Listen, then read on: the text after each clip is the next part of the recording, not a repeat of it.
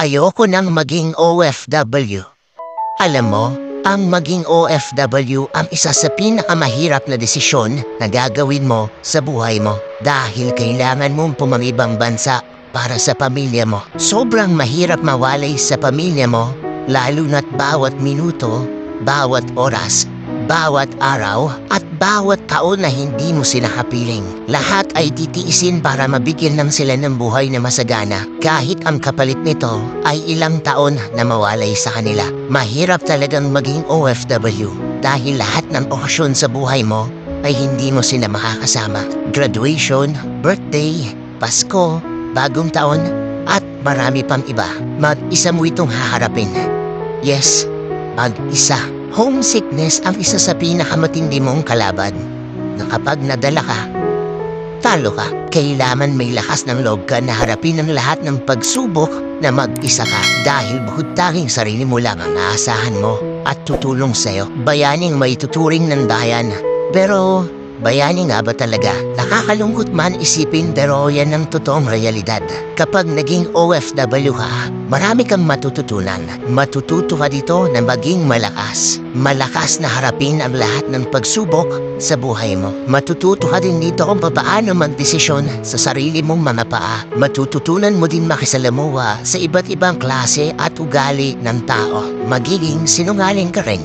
Dahil kahit malungkot ka at may hindi magandang nangyayari sa'yo, kailangan mong sabihin sa pamilya mo na okay ka lang para hindi na sila mag-alala pa. Kapag OFW ka na, pumili ka ng mga kaibigan mo na tutulungan ka na maging isang mabuting tao. Mahirap magtiwala pero kailangan mong subukan. Dahil mahirap mag-isa lalo na't hindi mo alam ang pahihinatnan mo sa bansang iyong pupuntahan. Bukod sa kaibigan, lagi mong tandaan na nariyan ng Diyos para gabayan ka sa lahat. Alam mo, simula nang umalis ka sa bansang Pilipinas, hindi totoo na mag-isa ka. Ang totoo niyan ay kasama mo ang Diyos na sa una pa lang ay nariyan na. Kasama mo siyang lumalaban at hindi kanyan pababayaan. Alam mo ba kung bakit napapanood mo ito? Dahil may dahilan. Ipinanood niya ito sa'yo para makayanan mo. Kahit wala ang pamilya mo sa tabi mo, sinabi niya na bigyan daw kita ng lakas ng loob na harapin ang lahat ng nangyayari sa'yo ngayon. Hindi man maganda ang nangyayari sa'yo ngayon, pero ang sabi niya, kasama mo daw siya sa laban na yan. Kaya walang dahilan para sumuko ka dahil lahat ng paghihirap mo ay magbubunga sa'yo at sa pamilya mo. May mga dahilan para maging malungkot, pero mas maraming dahilan para lumaban ka. Kaya tuloy lang ang laban, kabayan. Kayang-kaya mo yan. OFW ka eh. Alam mo, sa buhay, kailangan magkaroon ka ng plano. Plano kung paano ka magiging matagumpay o lalago bilang isang tao. May mga planong magtatagumpay ka ha. May mga planong hindi sasang-ayon sa'yo.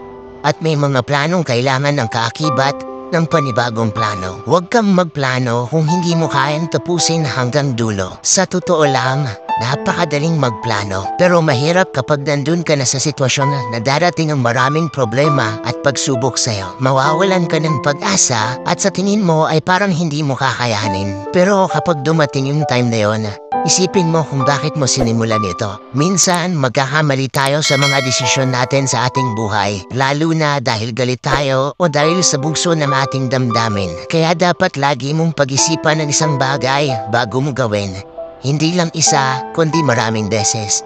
At kailangang kalmado ka. Sa buhay, may mga magagawa tayong pagkakamali o maling desisyon na maaaring makaapekto hindi lang sa atin, kundi sa mga nakapaligid sa atin. You need to accept all the consequences na magiging dulot ng mga maling desisyon mo. Kaya bago ka magdesisyon ay sa puso mo at alamin mo kung ano ba ang kalalabasan nito. Kung hindi man magtagumpay ang plan A, dapat may plan B ka na kaakibat. Pero nasubukan mo na ba yung plan C, plan of Christ sa buhay mo? Kapag hinayaan mo siyang kumilos sa buhay mo, makikita mo na tamang landasin ang tinatahak mo.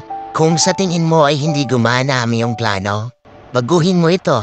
Pero hindi ang iyong layunin. Kung hindi man sumang-ayon sa iyo ang plano mo, huwag kang mag-alala. Ibig sabihin yan, may mas magandang plano para sa'yo. Dahil ang pinakamagandang plano ay ang manggagaling sa Diyos. Lagi mong tatandaan na hindi aksidente ang nangyayari sa buhay.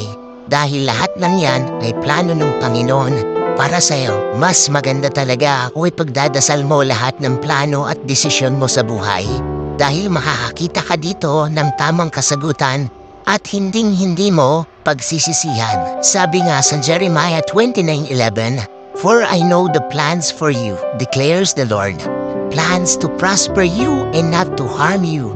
Plans to give you a future and hope." Darating din yung araw na masasabi mo, "Lord, the best talaga ang mga plano mo.